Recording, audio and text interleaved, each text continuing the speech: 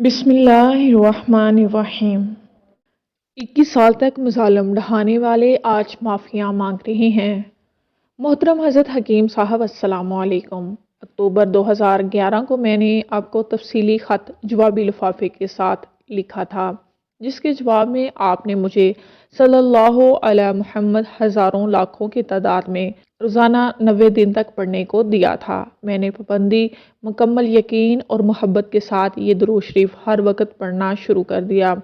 इससे मेरे घर के कई मामूलात दुरुस्त होने के साथ साथ ये भी हुआ कि मेरे मियाँ जो नौकरी छोड़ चुके थे ने अपना कारोबार शुरू किया और अल्हम्दुलिल्लाह वो कामयाब भी रहा। और दूसरी तरफ ये हुआ कि मेरी वालदा अचानक चेस्ट इन्फेक्शन में मुब्तला हुई, जो बाद में टीबी ज़ाहिर हुई।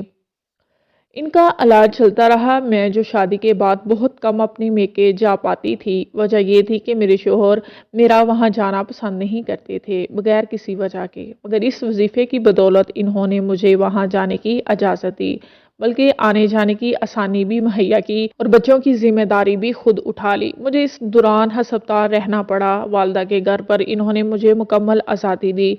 फिर मेरी भाभी के मेके जाने के बाद इन्हें मेरी वालदा अपने पास भी ले आए और इनकी खिदमत का मौका मुझे दिया, जो कि आम हालात में शायद नामुमकिन था। मुख्तसर ये कि मेरी वालदा 6-7 माह बीमारी का मुकाबला करती रहीं और आखिर मार्च 2012 को इनका इंतकाल हो गया। इसी दौरान मेरा वजीफ़ा 90 दिन तक भी पूरा हो चुका था। इस दौरान जो कुछ हुआ, मैंने किस तरह सब्र से ये वक्त गुजारा, ये तमाम वाक़यात लिखने बैठूं तो सफ़ात काले हो जाएं, मगर तजर्बात ख़त्म ना हों। दुरूद शरीफ की बदौलत जो कुछ मुझे मिला वो ये कि अब मैं जब कोई ऐसी बात होने वाली हो कि जो मैं चाहूँ कि ना हो या हो जाए, चंद दफ़ा दुरूद शरीफ पढ़ने के बाद दुआ मांगती हूँ तो वो हो जाती है। मिसाल के तौर पर अगर मेरे बच्चे या शोहर अगर बाहर जाने लगे और मैं चाहूँ कि वो ना जाएं, तो दुरूद शरीफ पढ़कर दुआ करती हूँ कि या अल्लाह वो अभी वापस आ जाएं। तो यकीन करें दरवाजे तक जाकर वापस आ जाएंगे। यकीन करें इसके अलावा और भी बहुत सी ऐसी बातें हैं जो कि दुरूद शरीफ फिर दुआ और मेरी बात फिर पूरी हो जाती है।